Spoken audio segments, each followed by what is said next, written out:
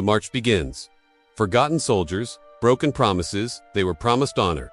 They were promised compensation. They were promised a future worth fighting for. Instead, they returned to soup lines, evictions, and unemployment. In 1932, amid the crushing weight of the Great Depression, over 17,000 veterans of the First World War packed their belongings, grabbed their families, and began walking, hitchhiking, or riding atop freight trains toward Washington, D.C. They called themselves the Bonus Expeditionary Force, but history would remember them by another name, the Bonus Army. The United States government had promised every World War I veteran a bonus for their service-adjusted compensation to be paid out in 1945. But in 1932, 17 years was too long to wait. America was in ruins. The economy had collapsed. Millions were unemployed. Banks had failed. Red lines stretched around city blocks. And the men who had once marched through the Argonne Forest now marched through American streets, wearing their old uniforms and holding signs that read, "We fought for you. Now, fight for us." These were not radicals. They were not rebels. They were veterans, fathers, workers, and they were desperate. In May 1932, they began arriving in Washington, D.C. They pitched tents. They built makeshift shelters out of scrap wood and cardboard. They created entire camps on the banks of the Anacostia River. They organized patrols, soup kitchens, and schools for their children. They sang the national anthem every morning. And they waited for Congress to act, waited for America to remember them, waited for a country that had turned its back. But the government was watching, and soon the response would come. Not with compassion, but with bayonets, tanks, and fire. Hard times, broken VOWs, the struggle that brought them here, the seeds of the Bonus Army were planted long before the Great Depression. After World War I, Congress passed the Adjusted Compensation Act of 19, granting veterans certificates payable in 1945, 21 years in the future. These were meant to reward soldiers for their service, with each certificate valued by a formula tied to time served. But no immediate payments were made. No benefits, no assistance to help them return to civilian life. Just a promise, a piece of paper. When the stock market crashed in 1929, everything changed. Factories shut down, homes were foreclosed, banks collapsed, taking life savings with them. Nearly a quarter of the workforce was unemployed. In cities and small towns alike, veterans stood in bread. They peddled apples, begged on corners, or slept in public parks. For many, the war hadn't ended, it had just changed form. The battlefield was now economic. And for the veterans of World War I, that long-promised bonus was no longer a future gift. It was a lifeline. They began organizing. Across the country, local veterans groups, often made up of men from the American Legion or independent associations, pressured the government to authorize early payment of the bonus certificates. Walter W. Waters, a former Army sergeant from Oregon, emerged as a leader.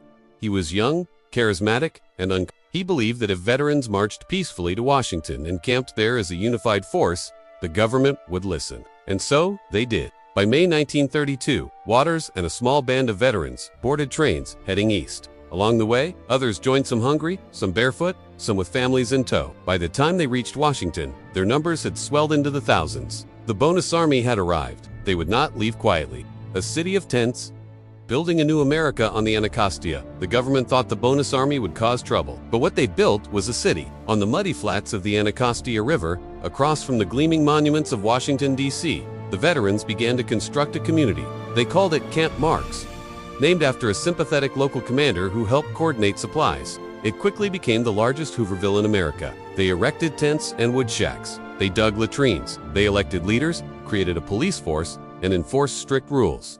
No alcohol, no weapons, no disorder. They held nightly meetings, distributed food, and set up a newspaper called the Beth News.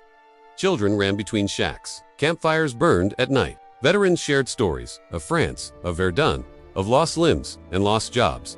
They weren't just protesting, they were surviving. Every morning, they marched down Pennsylvania Avenue, dressed in faded uniforms and carrying signs. They sang old military songs and saluted the Capitol. They believed that dignity would win hearts. And for a time, it seemed like it might. Sympathy poured in from across the country. Donations of food, shoes, and blankets arrived. Reporters began covering the Bonus Army with empathy.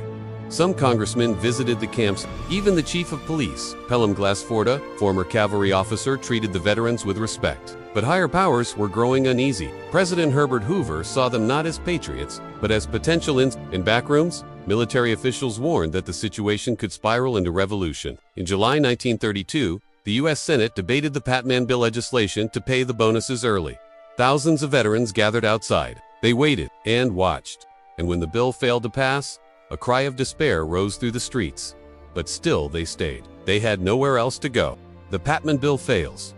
Hope turns to dust. The Patman Bill was the Bonus Army's last best hope. Introduced by Representative Wright Patman of Texas, the bill called for the immediate payment of the promised bonuses. It passed the House of Representatives, but faced stiff opposition in the Senate. President Hoover and conservative senators argued it would unbalance the federal budget and destabilize the economy. On June 17, 1932, the Senate voted. The bill failed. A wave of despair swept through the veterans' camps.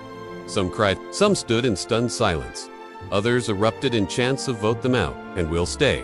But they didn't riot, they didn't burn, they didn't lash out, they stayed. Walter Waters, urged.com. The camp leadership issued statements reinforcing peace. Many veterans still believed in democracies that the vote had failed, but that public opinion might yet force change. Some veterans left, disheartened, but thousands remained, refusing to abandon what had become their home. Across the country, public sympathy deepened. Newspapers printed heart-wrenching stories of disabled veterans sleeping in mud. Editorials called on the government to act. Citizens mailed letters, food, money. But inside the White House, patience had run out. President Hoover saw the Bonus Army as a threat to order. His administration began planning their removal. And waiting in the wings was a general eager, ambitious, and ready to restore control. His name was Douglas MacArthur. The warning shots dissent in the ranks behind the scenes. Washington buzzed with anxiety. MacArthur, then Chief of Staff of the U.S. Army, warned of communist infiltration among the veterans. The FBI reported no credible evidence to support that claim, but the image stuck. In July, clashes began to flare between city police and Bonus Army holdouts in abandoned government buildings. Hoover ordered their removal. On July 28th, the D.C. police attempted to evict a group of veterans near Pennsylvania Avenue. Scuffles broke out. A policeman's revolver discharged. 2 veterans, William Huschka and Eric Carlson, were killed. The situation had officially spiraled out of control. Hoover gave the order: clear the camps. MacArthur took command, with tanks, cavalry, infantry, and tear gas. The march on Pennsylvania Avenue, the final stand that afternoon. The U.S. Army rolled down Pennsylvania Avenue. Crowds watched in disbelief as cavalry units charged, sabers drawn. Infantry advanced behind them. Armored tanks, relics of the Great War, rumbled forward. The irony was, bitter their same tanks. Some of these veterans, once operated, now turned against them. A young officer named George S. Patton led one of the cavalry units. He had once fought beside some of these men in Europe. As the army advanced, veterans raised their hands, waved American flags, and shouted, "We're Americans, don't do this." Tear gas canisters exploded, bayonets gleamed. Washington, D.C., the very heart of American democracy, became a battlefield. Veterans were clubbed, some were trampled by horses. Children screamed, women ran from the chaos.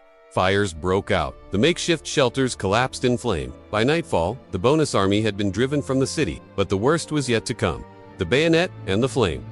The army attacks its own that night. MacArthur ordered his troops to cross the Anacostia River and destroy Camp Marks.